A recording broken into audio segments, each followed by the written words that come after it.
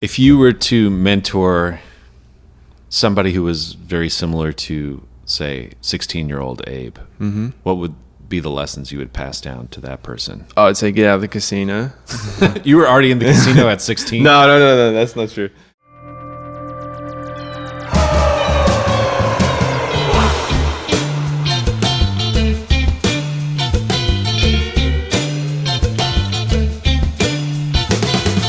This is Joe Wong.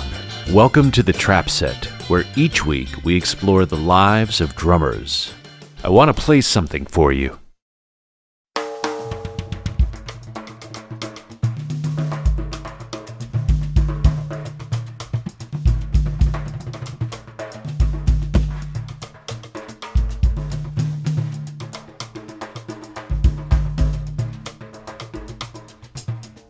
You're hearing Batucada by Elaine Mallet, featuring my guest, Abe Rounds, on drums. Born in Sydney, Australia, to a musician father and a hairdresser mother, Abe began drumming at age 1 and was playing professionally by the time he was a teenager. Now based in Los Angeles, Abe has quickly become one of his generation's most sought-after drummers. At age 26, he's already worked with several highly respected artists, such as Meshell Ndegeocello, Seal, Doyle Bramhall, Amy Mann, and Andrew Bird.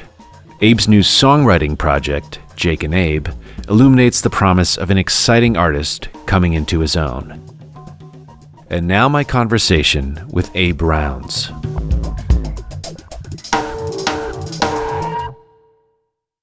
I'm a really big sports guy, so I played a lot of different sports.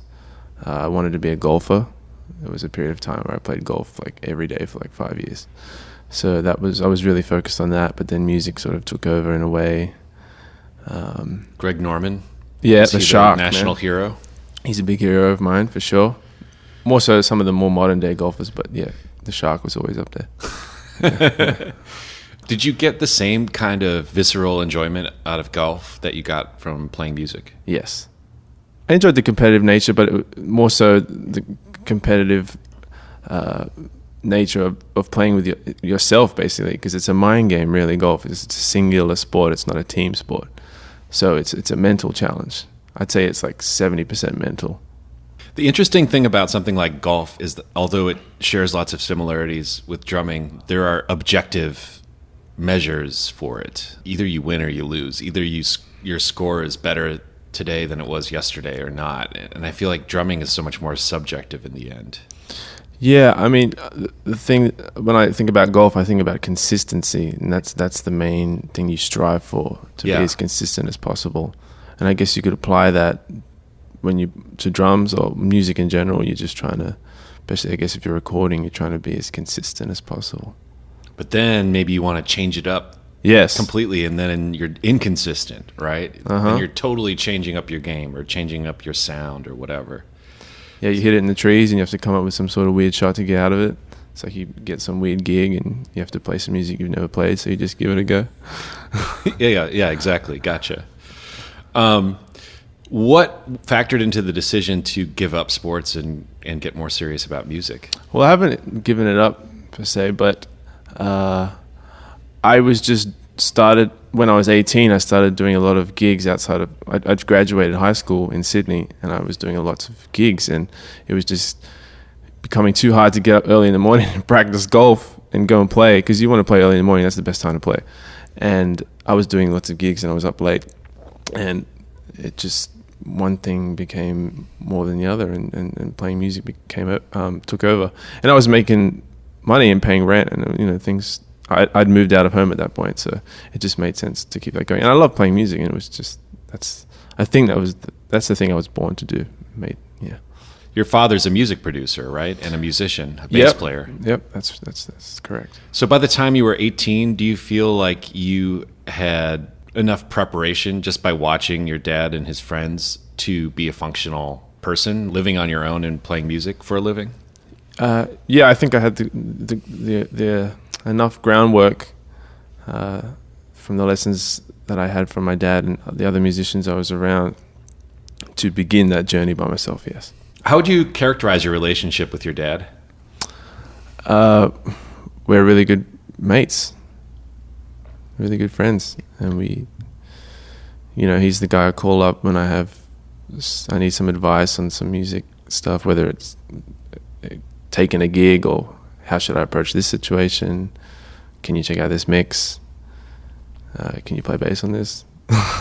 So many people I know that have professional musician parents have a very different relationship where the parent is really hard on the child, and it might be out of a place of fear where they want to prepare them and make it so they don't make the same mistakes as them, but it has ruined many a relationship with musician parents. Seems like you're coming from a different angle altogether. No, I've been very lucky to, he's just been completely supportive in a way that has not been intensive. It's just, he's just sort of sat back and let me do my thing, but then offering some guidance when he feels it's necessary.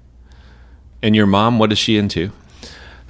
She's into hanging out and listening to music, and she's a hairdresser, and she's a great mother, man.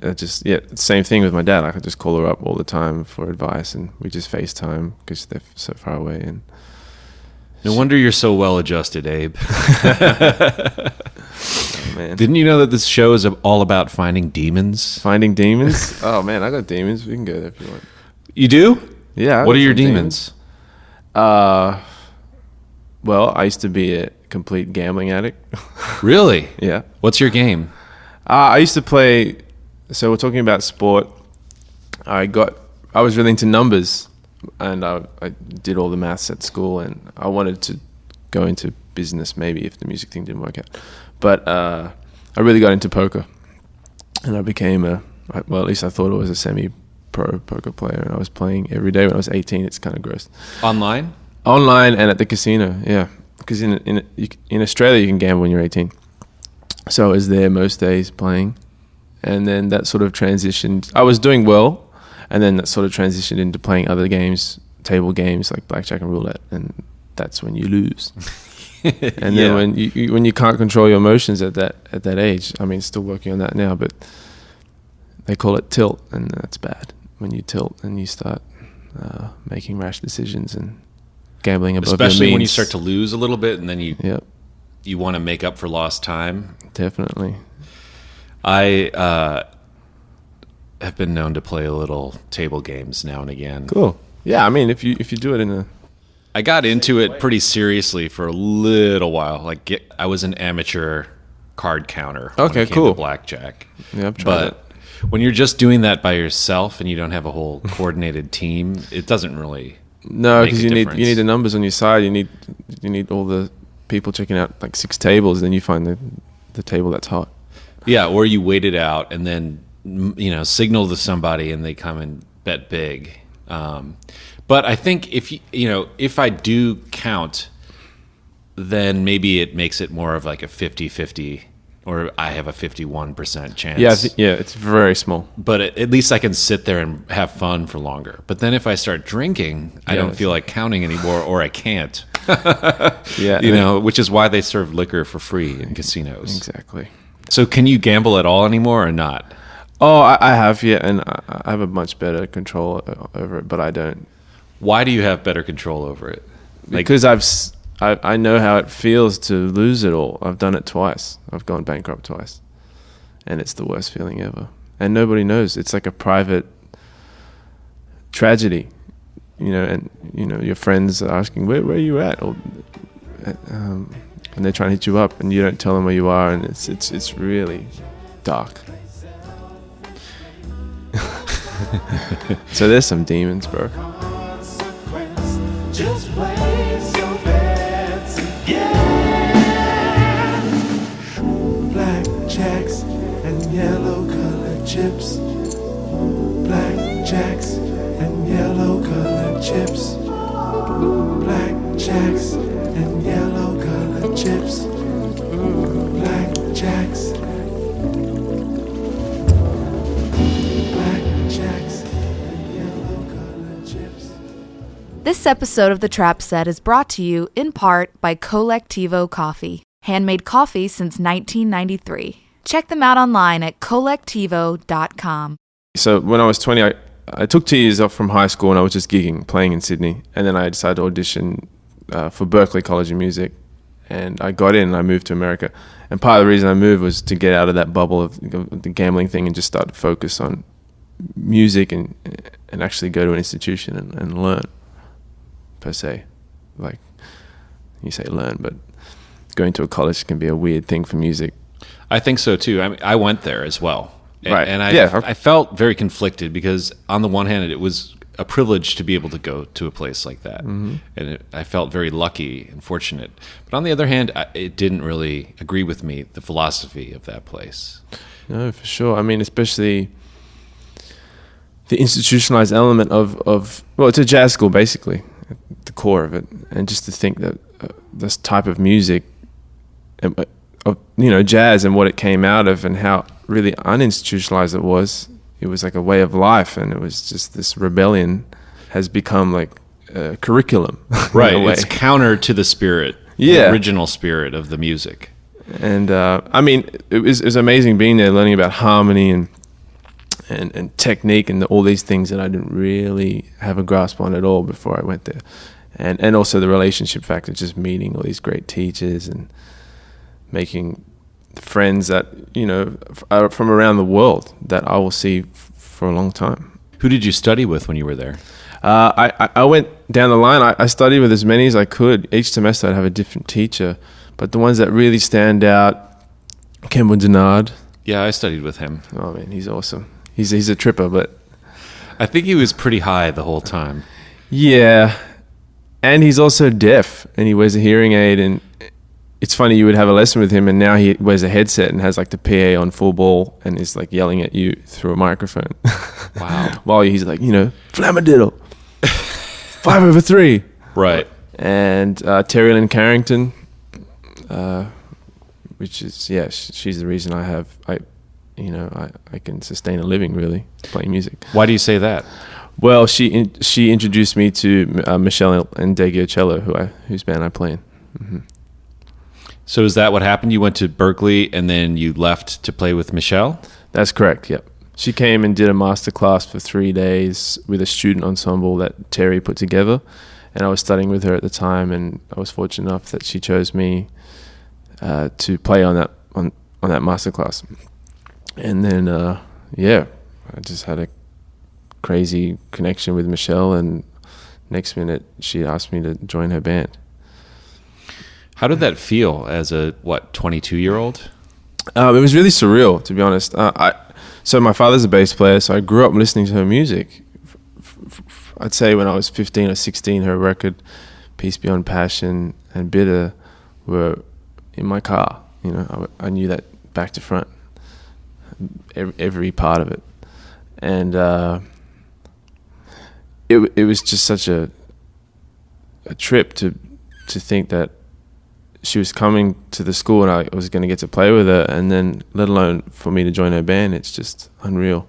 But at the same time, I think I was ready for it in terms of just from all the lessons I learned from growing up, from playing with my dad and just things like that. I was ready, man.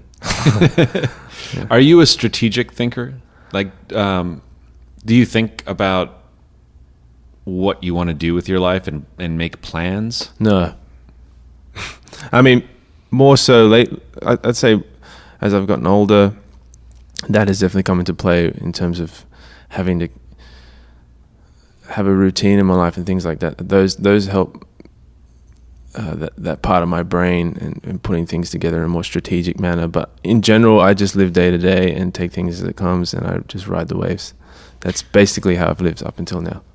So do you think that you've gotten more skilled at riding the waves? In other words, responding and reacting to things as they come your way, recognizing things, recognizing opportunities, and knowing what to do? Yes, but I don't think I've gone about it in a way. It's come more in a natural fashion in terms of me like seeking out those opportunities. I think it's just right. You're not driven by ambition, but when good things come into your life, you are able to recognize them. Yes, I think so. Would you ever want to play in a band and tour with your dad? Yeah, I've done it. Oh, really? I've played probably 300 gigs with my dad, and I think I've done a small tour. In Australia, you don't really tour because there's like 4 cities and there's no tour buses or anything like that. It's just you sort of fly and you do gigs. But yeah, I mean, I was just back in Sydney for Christmas. No, but we didn't play a gig. But hey, I always go to his gigs and I get up and jam, and he's still killing it. So tell me what happened. You joined Meshell's band, and then where did you go? Where'd you move? So I joined Meshell's band, and I still had 3 or 4 months left of college left. And because I'm from Australia, if I finished my college degree, I got 1 year free. It's called OPT, to be in the US and practice whatever I've graduated in. So I could play essentially for a year and not have to worry about a visa. So she really wanted me to graduate, and I did too, because I'd come out here and done all this work. So I graduated, and then I moved to LA, and then I moved downtown with my friend James, and I just started hanging out, and I was lucky. I moved out here, and Chris Bruce and Jevin Bruni from Meshell's band are out here, and they've been such great mentors to me in life and music, all of that, and they really looked out for me. And I think when I first moved out here, I started playing with Seal, and I did that for about 1.5 years in between Meshell, and it just so happened that the schedules worked out. Yeah. How did you meet him? Actually, he saw me play with Meshell at the Jazz Cafe in Camden in the UK, in London. And Chris has been in his band, has played on his records since the first record. He's on Kiss from a Rose, playing guitar and bass. And Chris joined back into Seal's band when he made a new record a couple of years ago, and then Seal was looking for a new drummer and called me up.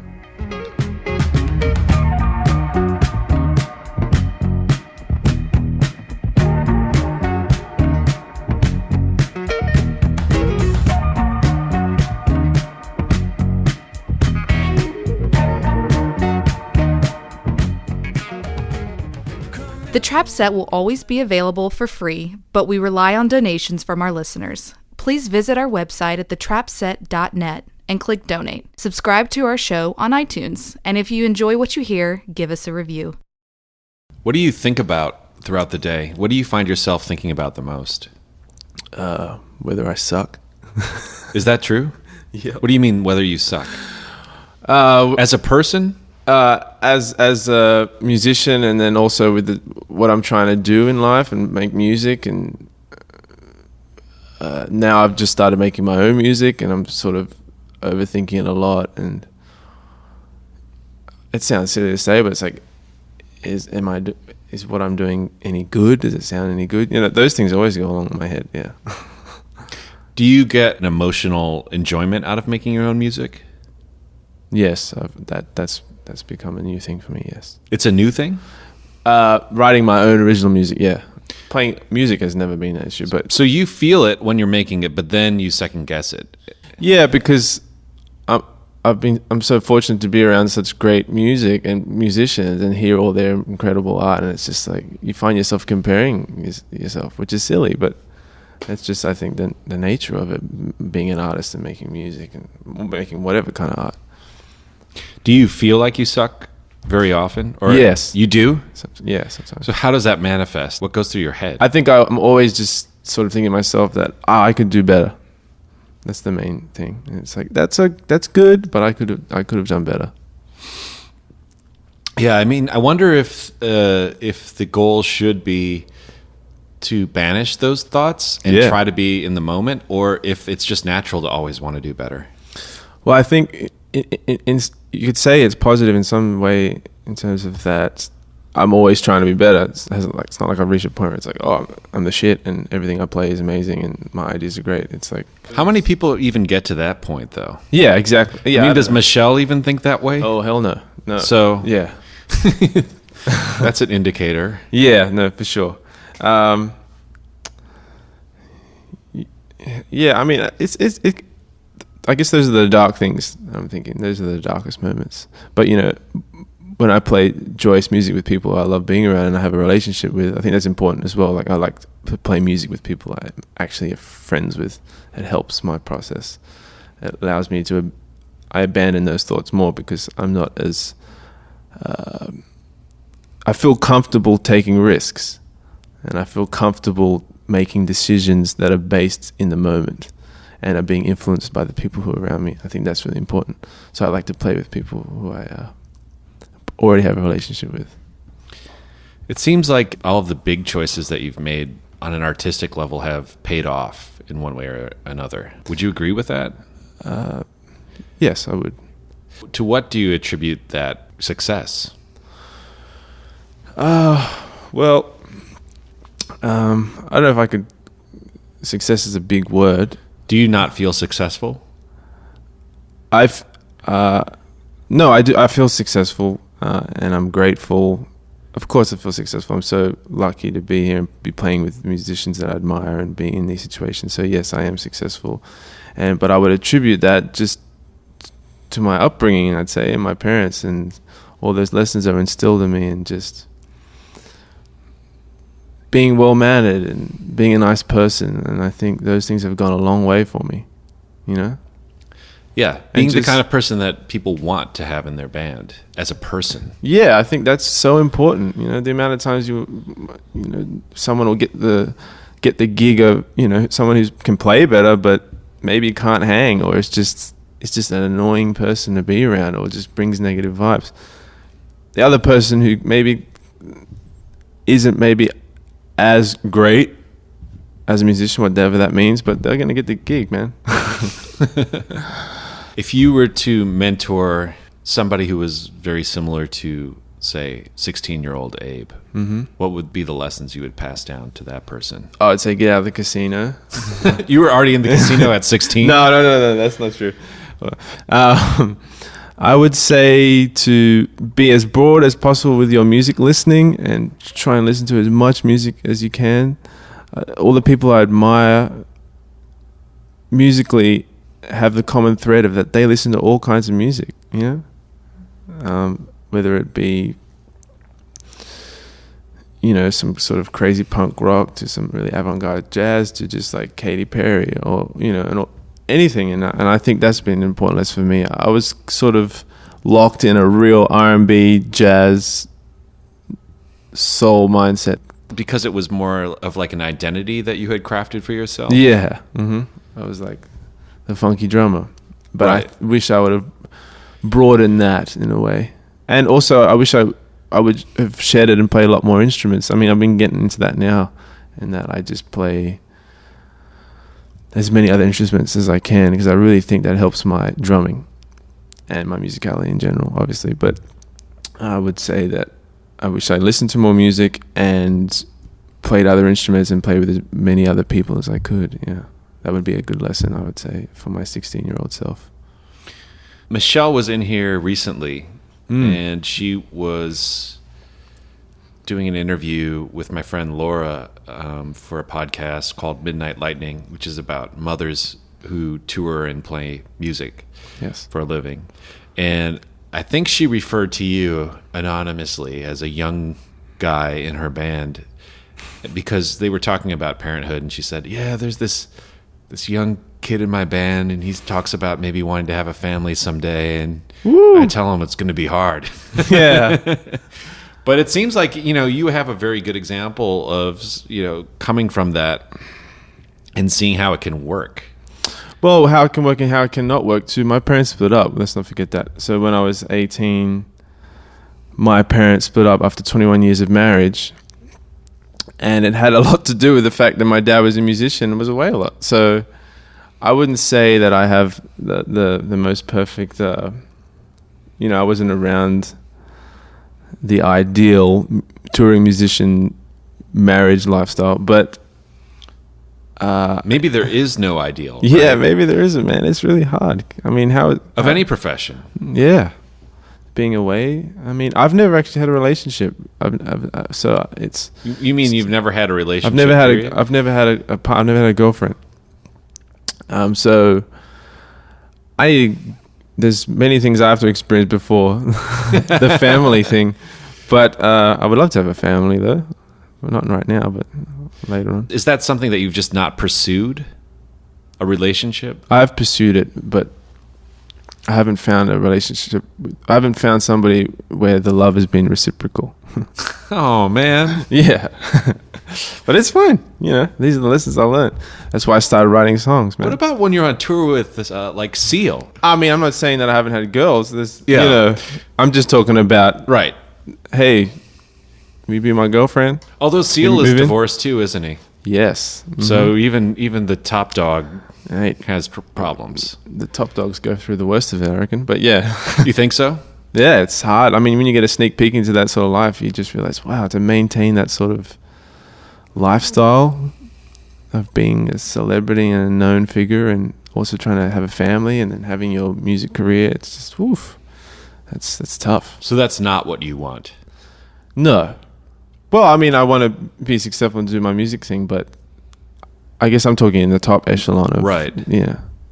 You want to be the guy playing drums for Paul McCartney, not be Paul McCartney. I want to be Abe Jr. Right? But I'm named after Abe Rounds, I should have said. Is that right? Yeah. But you're probably named after Abe Rounds Sr. because your dad's a bassist. That's correct. He's my dad's favorite bass player. Ah, interesting. My dad roadied for him too in Indonesia, I think, for a small tour.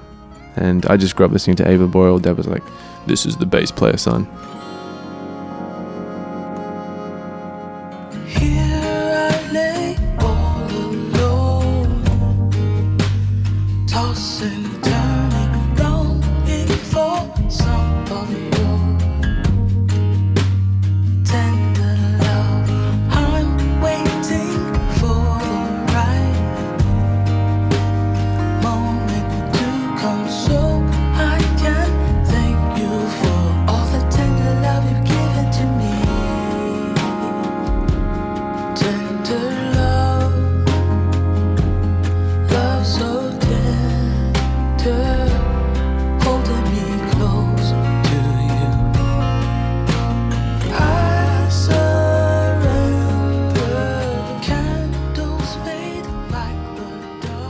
Was it heartbreaking when your parents split up?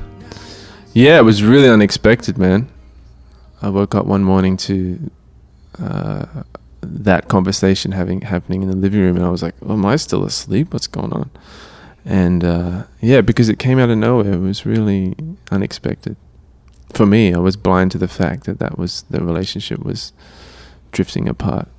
More so for my mother, I think. But yeah, when that happened to my parents, I was also around that same age, and it made me wonder about, you know, assumptions that I had. I was like, oh, well, I thought X, Y, and Z, and maybe I was wrong because this didn't work.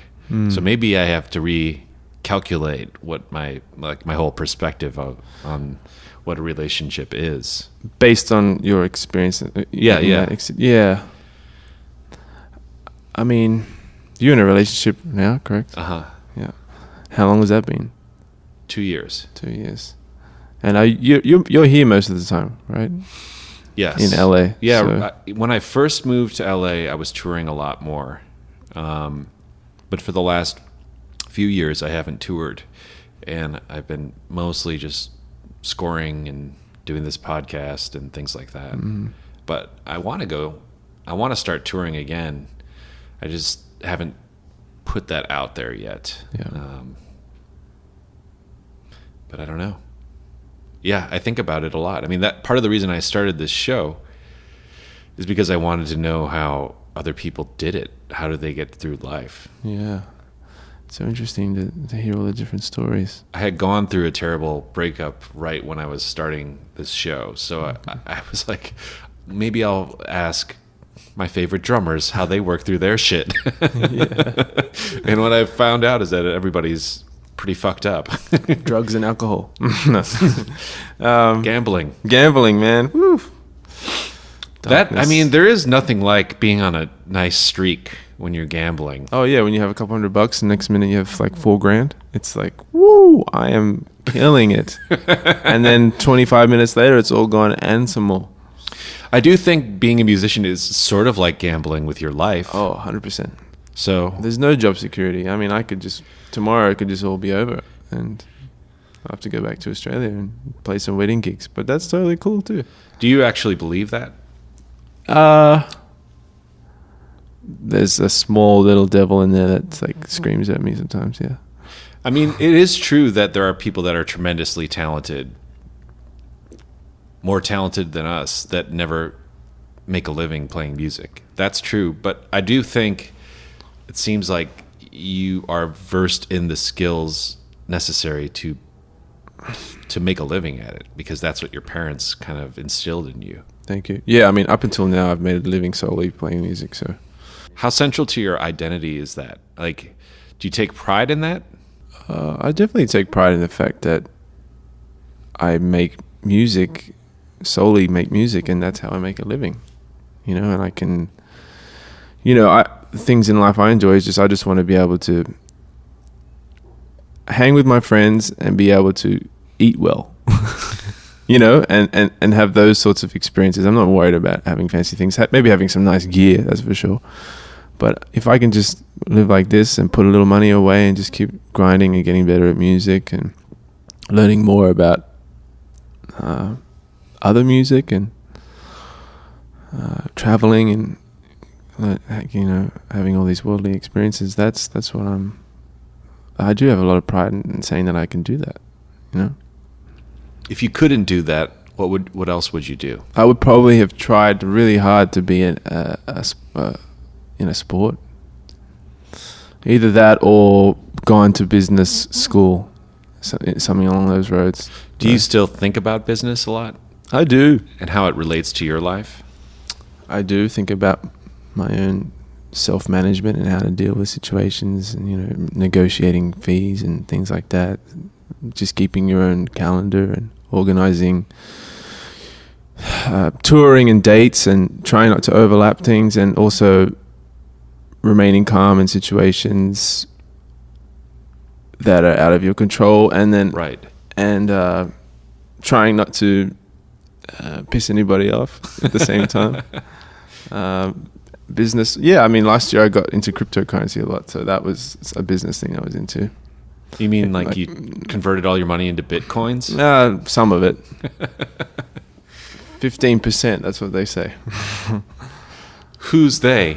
There's like a pool of forums and a group of people that I am amongst that. They say put 15% of your money into cryptocurrency Yeah. for safety, Yeah. for diversity. Yeah.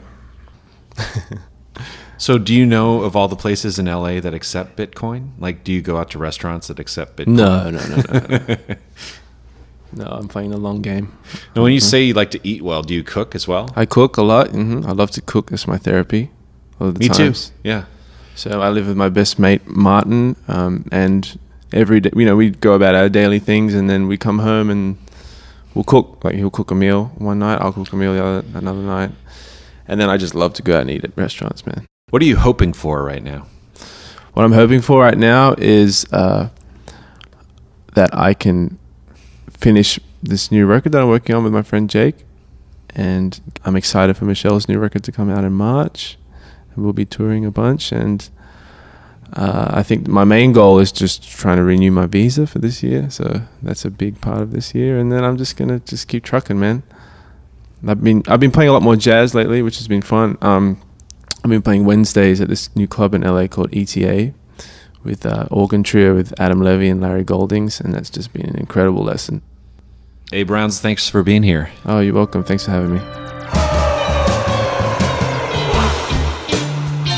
The Trap Set is produced by me, Joe Wong, along with Chris Karwowski, who also edits the program. Follow us on Twitter, Instagram, and Facebook at The Trap Set, and visit our website, thetrapset.net, to subscribe to our show for free. If you enjoyed what you heard today, please donate to our show. If you can't afford to donate, please tell a friend and give us a good rating on iTunes. Send your feedback and guest requests to thetrapset@gmail.com.